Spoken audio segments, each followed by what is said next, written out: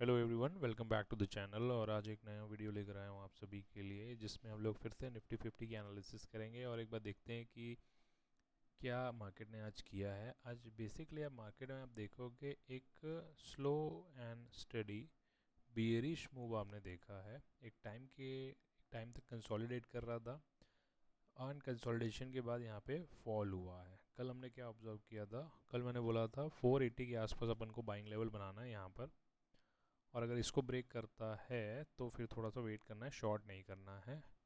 और उसके बाद फिर कंसोलिडेशन हुआ, एक रिकवरी आई, रिकवरी के बाद थोड़ा सा ये माइन्यूट सा एक अब बोल सकते हो फॉल आया। ये जो रिकवरी आई हुई है इसमें RSI भी जो है पूरे डे के RSI से अगर आप देखोगे बहुत हाई है, मतलब स्ट्रेंथ अच्छी हमको यहाँ पर दिख रही है। इस पर थोड़ा सा इन डिटेल बात करेंगे। सबसे पहले देखते हैं अपन HDFC एंड रिलायंस को।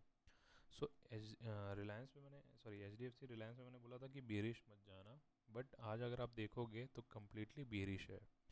इसका जो आंसर है, ये आंसर आपको मिलेगा वन डे के कैंडल पे। जब आप वन डे का कैंडल लगाते हो तो यहाँ पर आपको ये ऑब्जर्व करने मिलेगा कि पिछले 2 दिनों से यार, 3 दिनों से, 4 दिनों से यहाँ पर बाइंग आपको दिख रही थी, 1 2 3 4। बट अभी ये 4 दिनों की बाइंग जो है पूरे एक दिन में इसने बैनिश कर दिया है और ठीक ठाक वॉल्यूम के साथ किया है। बट RSI अभी भी उतना वीक नहीं है, क्योंकि RSI जो है 56 के आसपास ट्रैवल कर रहा है। आपको यहाँ पर दिख रहा होगा ये चीज़। तो अभी यहाँ पर कल के लिए मैं आपको बोलूँगा, कल एक साइडवेज मार्केट आपको यहाँ पे देखने मिल सकती है इन HDFC बैंक। क्यों? क्योंकि यहाँ पर अगर आप देखोगे तो बहुत दिनों के बाद एक तो यहाँ पर आया है और ऑलरेडी यहाँ पर कंसोलिडेशन का पैटर्न यहाँ पे बना हुआ है। राइट, कंसोलिडेशन का पैटर्न है, इसका मतलब ये एक्यूमुलेशन जोन भी हो सकता है। और अगर इस लेवल को तोड़ता है, ये लेवल का मतलब मैं क्या बता रहा हूँ, ये जो लेवल है आपका 1974, राइट, 1974 भी अगर ब्रेक कर देता है तो उसके बाद अगर अपन प्लान करते हैं बेरिश ट्रेड का तो it will be good. But RSI अभी स्ट्रॉन्ग है, राइट। प्लस अगर वॉल्यूम देखेंगे, वन डे के वॉल्यूम को अगर अपन एनालाइज करेंगे, वन डे के वॉल्यूम को भी अगर एनालाइज करेंगे तो वॉल्यूम उतना नहीं है जितना बुलिश के टाइम पे था।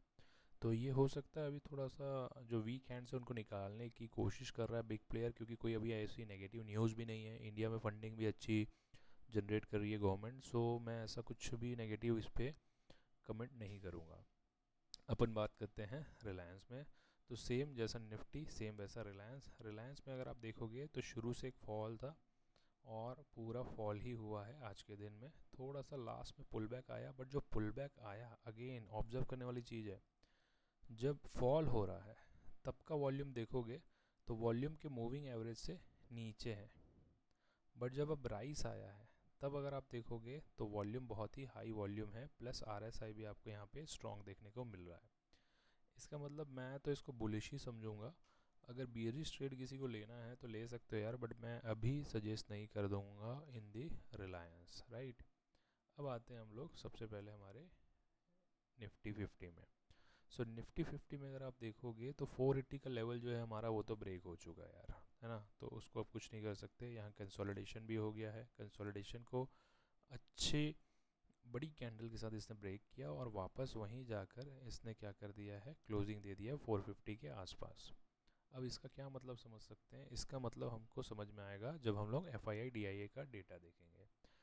उससे पहले हम लोग क्या करते हैं, ऑप्शन चेन देखते हैं। अगर ऑप्शन चेन अगर आप देखते हो तो आपको एक चीज़ समझ में आएगी कि भाई साहब 500 का जो लेवल है वो वीक हो गया है बहुत ज़्यादा।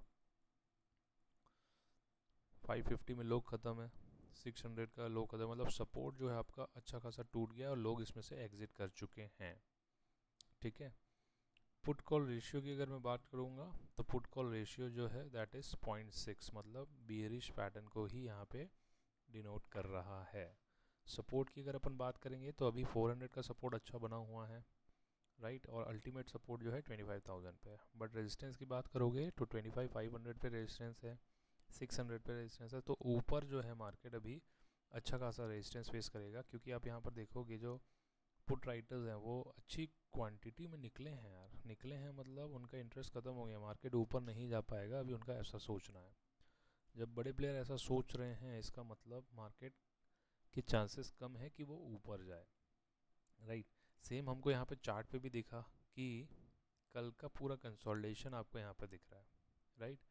उस कंसोलिडेशन को अच्छी कैंडल से ब्रेक किया, टाइम बिताया और फिर यहाँ पे एक ब्रेकआउट दिया है नीचे की तरफ, और ब्रेकआउट के बाद फिर टाइम बताया, टाइम बिताने के बाद ये जो पुल बैक है ये एक पॉजिटिविटी का सिग्नल यहाँ पे हमको दिख रहा है, राइट।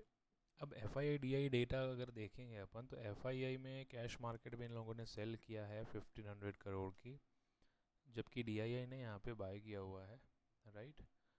सिमिलरली इंडेक्स फ्यूचर में दोनों में आपको दिखेगा, निफ्टी बैंक और निफ्टी 50 में शॉर्ट किया इन्होंने FII ने, और इंडेक्स भी इन्होंने क्या किया, सेल किया। मतलब कल का मार्केट टोटली एक बियरिश टू साइडवेज आपको दिख सकता है, ठीक है। ये चीज़ लिख लीजिएगा, बियरिश टू साइडवेज, ओके। अगर बियरिश प्लान कर रहे हैं और ऑप्शन बायर हैं तो मैं कल आपको बोलूँगा कि कल ट्रेड ना करें। रीज़न ये है कि ये बियरिश में कब वो रिवर्सल दे देगा, क्योंकि कंटिन्यूसली सपोर्ट है, कंटिन्यूसली वो कब रिवर्सल दे देगा आप ट्रैप हो जाओगे, और साइडवेज रहेगा इसका मतलब ये है कि डीके तो होने ही वाला है। तो अगर आपको करना भी है तो नेक्स्ट एक्सपायरी में करिएगा, इस एक्सपायरी में करेंगे तो और डीके आपको ज़्यादा फील करने के लिए मिलेगा, राइट। So that's it. क्या है हमारा कल का स्ट्रैटेजी, या तो नो ट्रेड है, सबसे पहला ट्रेड करना ही नहीं है हमको, पहली चीज़ है।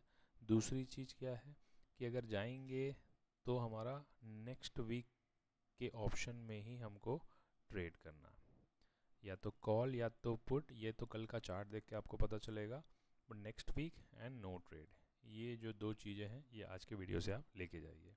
And if you want video on the crypto, so just ping me in the comment box. Thank you so much for listening me. Bye bye for now.